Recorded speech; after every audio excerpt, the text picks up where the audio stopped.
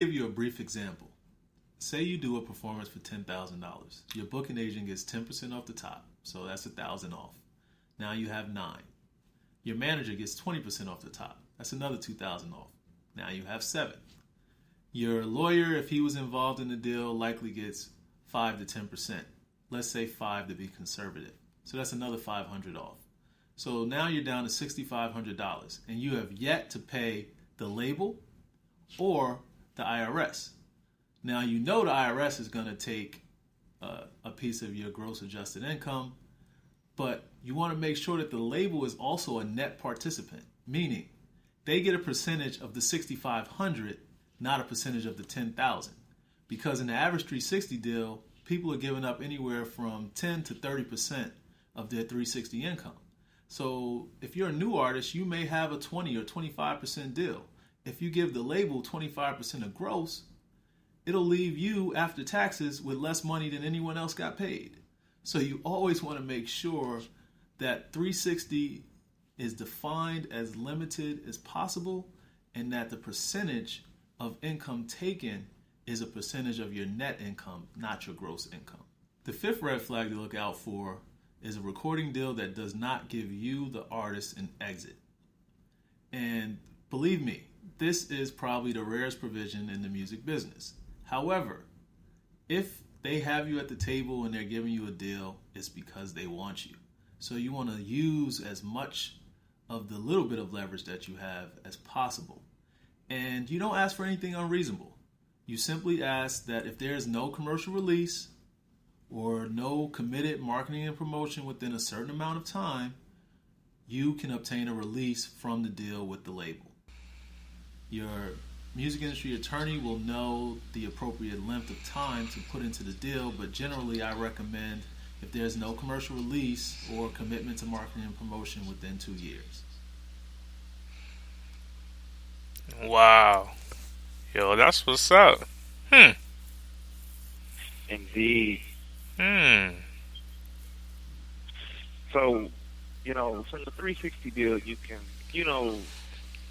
see how, what I'm saying, everybody can get their percentages, and their percentages can really mess you up in the game, Yeah. tremendously. But, boss, what you think about it, man? Man, I almost, as an artist, I kind of feel bad for them, man, because you've given up so much, and it's such a point system to really get some money, man. They really ain't making what we see on TV. You know what I'm saying? It's a lot of outside dealings that they doing to make it look like they, doing all right. Now I understand why they go so hard when it comes to touring and probably going in these hole in the wall clubs to try to get a little money on the side, because they so tied up into this deal, man. It's like,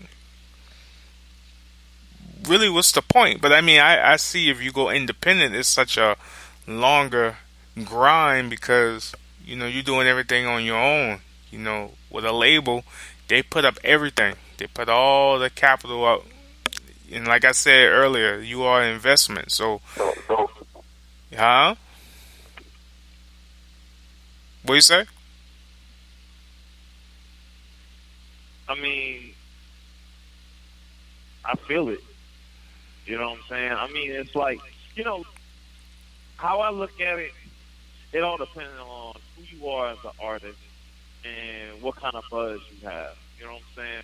If you're established or not, because you have people like Master P, who he came into the game with a little bit of money, but he was able to use the money that he had, that he got left in a will, to really like negotiate a better deal, like distribution deals and stuff like that. It takes money to make money. So when you come in with an investment money, to match them, you got a better, advantage and stuff like that. But if you a person who doesn't have, all you got is a little street buzz or whatever, I mean, it's kind of like what Kevin Lyles was saying now, that label is taking a percentage just to get you hot. Well, see, if I was an artist, I think what I would do, and this is probably something maybe in some artists out here that's up and coming might agree. If I wanted to get a record deal today, I would want to do a partnership versus just being an artist. That way, whether you do it 50-50, 70-30, whatever percentage wise, you still have control. You know what I'm saying? Like, you don't really have to be pulled like a puppet. You know what I'm saying? You're able to still make moves and make decisions and still have your hands into what you're trying to do. Versus being an artist where you're told what to do. You're told to be here at a certain time. You got to do this. You got to do that. If you don't show up this time, we're going to take money from that. You know what I'm saying? Being partners is sort of a better deal, don't you think? And I totally agree on that. I really, really do. Partnerships was like what you had P deals where No Limit and Death Row people, they had the best deals out on the market because of the simple fact that they own their own masters, they own what was going on and everything. Like they had it was a better.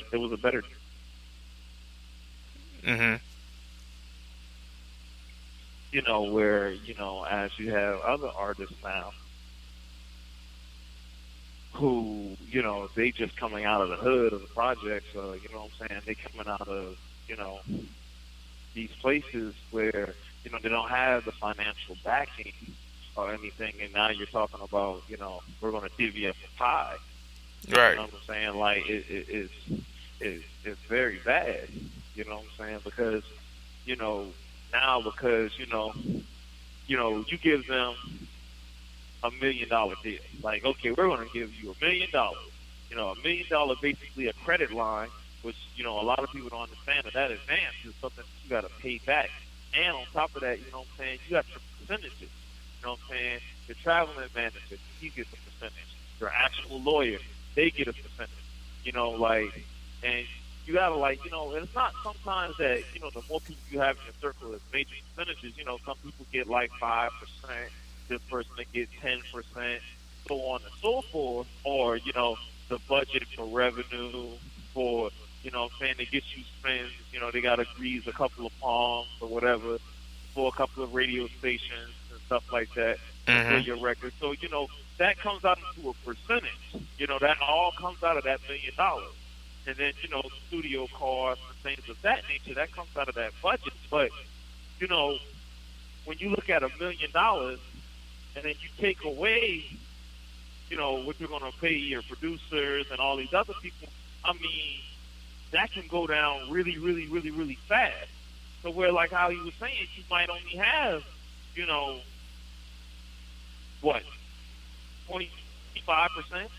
of your royalties that you own. That's how much of this pie is coming to you. How much your hard work, sweat, and tears. And hopefully you budgeted that you budgeted that very, very well because, the record label, they still got to get their money back. You know what I'm saying? You got to pay that $1 million back. And then on top of that, you want to have some cake for future projects because you don't want to just keep using this credit line. So, it's like, it's not like back in the day where, rappers were broke. They just sat and really, did records just to get their name hot. Like, I'm going to keep dropping a record to stay relevant. But how I'm going to eat is I'm going to go out here and I'm going to go on these tours and I'm going to keep touring and doing this. I'm going to sign autographs. I'm going to do these venues. I'm going to sign some shoe deals. Guy name was Steve South. Oh, my God. That's the name. Forever to mention Steve South name. And shout out to Steve South because Steve, I'm not trying to dish it. I don't have your people coming to me. No, we're not trying to dish it. It's just, man, it took me forever. You're getting old, Steve. But C South, you know what I'm saying? They're the people that really put that beyond the record label bread in your pocket. You know what I'm saying? Like, they really did. You know what I'm saying? Like, Rihanna's deal with Apple, and Drake's deal with Apple. I mean, all of these deals are the deals that, these people go out here, that's their job to do, to go ahead and get you these, venues and sponsors. You know what I'm saying? So, but what it is with this new deal, man, now the record label is saying, well, you know what? His album's doing shitty, but his damn deals is over here is doing very well. We want a piece of that. And they're doing that because, they lost a lot of money. You know what I'm saying? Your album might be the hottest street buzz of whatever, but, once it don't get bootleg or leaked or whatever, you know what I'm saying, your brand ain't worth as much. Right. You feel me? You're right. Look, man. Like I said, for the artists out there, just be aware. If you feel a 360 deal is for you, we gave you all the information on it. You can look it up yourself. Just be mindful what you're getting yourself into. Most artists of today, they do independently. But when you can make bank off of independent, what I'm saying? You just got to have the right team with you. And that's basically what it comes down to. You know what I'm saying? Having the right team that's on, number one, in-house producers, you know what I'm saying? That, hey, you know what I'm saying? This person is your producer.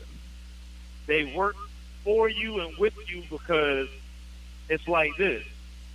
And a lot of people don't think about it this way. They always think about the monetary aspect of it. But say you got an artist and say you got a producer. Let's use, for example, Manny Fresh. Manny Fresh started out as one of, the first producers of Cash Money Records. Do you know how Manny Fresh's net value and value of himself went up? Because he got them hot. And when they got hot, everybody else wanted a Manny Fresh beat. The same thing with David Banner. So if you got a person that's in your corner that's a producer or whatever, and they're like, all right, you know what, we're going to come together, and when one eat, we all eat, you know what I'm saying, it better, you know what I'm saying, it's a better outcome, you know what I mean? So stop thinking about the monetary gain of it. And, True. Nowadays, with you know what I'm saying, with social media and everything, it's nothing, absolutely nothing for you to put out, you know what I'm saying, your material and get paid for it. To be honest with you, being Apple and Tidal, you're going to get a better percentage being independent than you are getting a 360 deal. But here's where the kicker is: the publication. That's one, and they're not going to promote you like how a record label would. Right. Because a label, they're going to go ahead and put this funds behind you. You know what I'm saying? They're going to go ahead and invest in their investment. You know what I'm saying? They're going to put your name out. They're going to try to get you attached with this person or that person's pot. They're going to do other things. But if you do it independently, you got to be that person to be hot, to be, you got to be that person that nowadays around Twitter